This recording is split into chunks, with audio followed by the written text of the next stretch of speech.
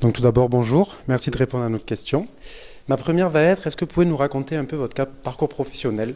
Bon, je vais essayer de résumer. Je suis architecte. J'ai fait mes études d'architecture, donc à l'école d'architecture de Beyrouth.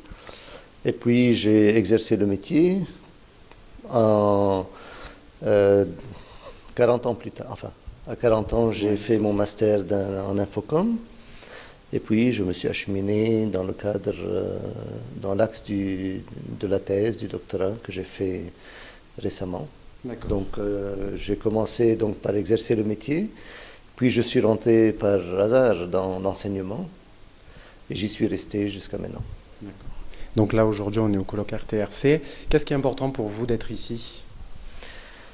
Ce qui est important, c'est de pouvoir se réunir ensemble entre chercheurs de plusieurs cultures et de plusieurs spécialisations et de penser ensemble comment le monde est en train de changer, qu'est-ce qu'il faut faire pour éviter vraiment ce grand schisme qui se fait au niveau des populations du monde. C'est-à-dire nous sommes en train de nous séparer de plus en plus et personne ne fait rien pour rassembler les gens. Le réseau est là pour essayer de mettre en commun les idées et essayer de rassembler, du moins en tous les cas du point de vue de la communication. D'accord, donc il y a des discussions et ensuite au niveau des actes, ça se passe comment? Au niveau des actes, on fait les actes du colloque qu'on publie.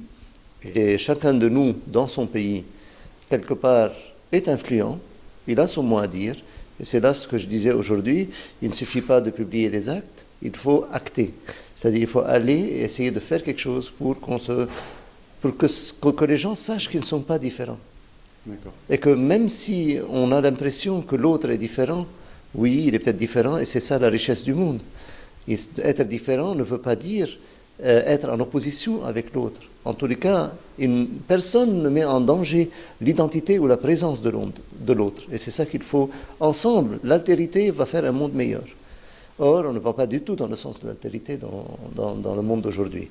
Notre rôle en tant que réseau, en partie, c'est d'essayer de travailler sur cette communication, refonder la communication, ressouder les gens entre eux, et c'est ça notre objectif principal. Bien sûr, nous sommes des chercheurs, on va penser scientifiquement les choses, mais aussi nous sommes des acteurs sur le terrain.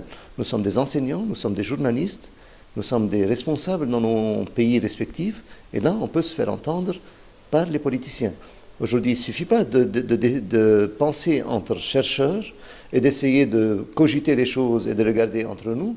Non, il faut les faire savoir et essayer d'influencer les décideurs pour aller dans le sens positif et pas dans le sens négatif. La politique nous emmène dans un sens tout à fait négatif parce qu'ils ne pensent que politique sans penser que l'autre existe ou que l'homme même existe.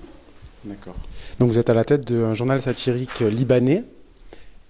Je suis journaliste. Je dirige un journal satirique au Liban, un vieux journal qui a 95 ans d'âge. Et je suis doyen de la faculté d'information et de communication à Beyrouth. D'accord. Et ma question en fait était, est-ce que le métier de journaliste diffère entre par exemple la France et le Liban ou un pays comme les États-Unis et le Liban? Chacun a sa culture.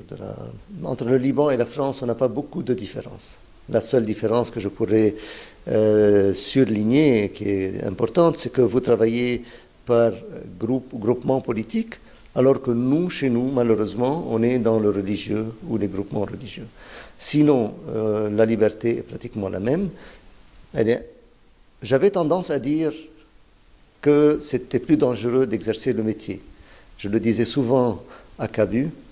Malheureusement, les temps ont changé et c'est aussi dangereux d'exercer le journalisme en France qu'au Liban. D'accord. Merci beaucoup. Bien.